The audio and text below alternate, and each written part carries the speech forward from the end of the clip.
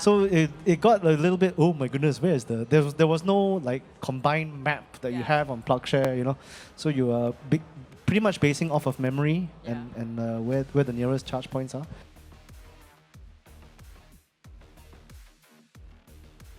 So my first EV had even smaller battery, and that only had realistically 200 plus kilometers, and that was in 2018. So imagine the charging system back then. So there was some anxiety to begin with. I was quite conscious of my own personal carbon footprint.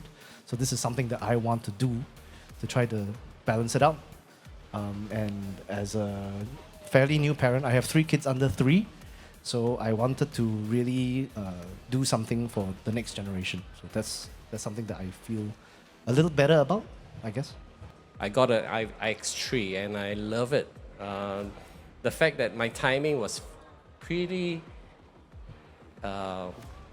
convenient. 3 years ago, I renovated my house. I also solar powered my house. Compared to this present time, if I were to use a petrol car still, I'll be pumping in $200 a week, which means $800 savings a month.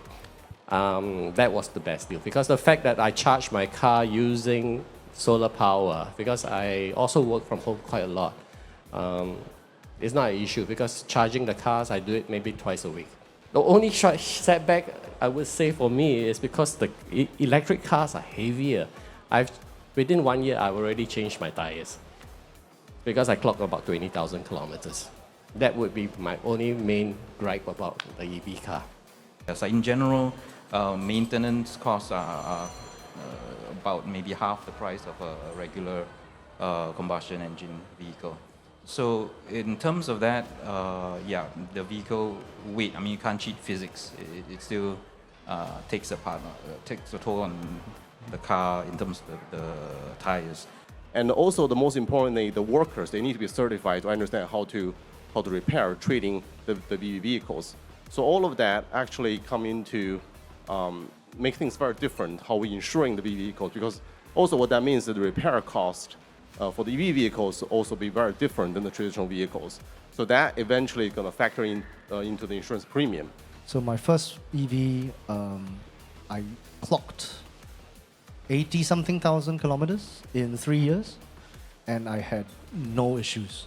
I do try to drive efficiently as much as I can as well. So I'm not really a right lane kind of guy. So maybe that helps. General consensus is after you get so used to driving with regenerative braking, some people forget to actually, when they switch over back to electric, to a petrol car, they actually forgot to press the brakes, right, to slow down, until they realize, oh, it's not slowing down and I have to switch over to the brakes. Sometimes the vehicle, it doesn't come that long warranty, like 3 years sometimes.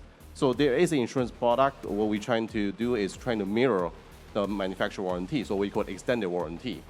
So that basically is providing the same kind of service coverage, just extended from 3 years up to 5 years or 7 years. That is another different type of insurance product. It's not a traditional motor insurance product per se.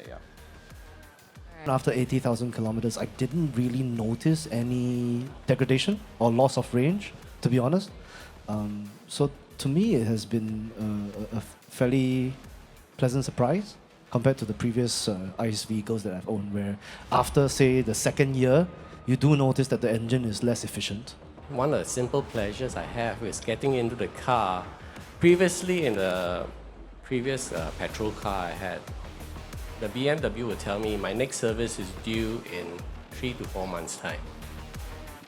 Now I get into my car, the first time I saw it, it's 2 years away.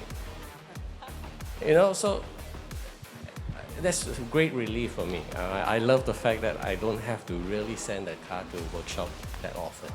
I've driven it down to 10 plus 20 kilometers remaining. That's the lowest I've gone. So it got a little bit, oh my goodness, where is there was no like combined map that you have on PlugShare, you know. So you are pretty much basing off of memory and where the nearest charge points are. I think on my previous car, I drove down to single digit. So brave.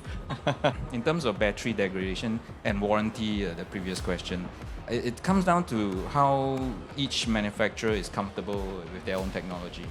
So if the manufacturer is confident of their battery technology and how much degradation they can expect, to sustain over the period of time, they can give a better warranty period to cover the battery. Of course, that's just for battery degradation, unusual battery degradation.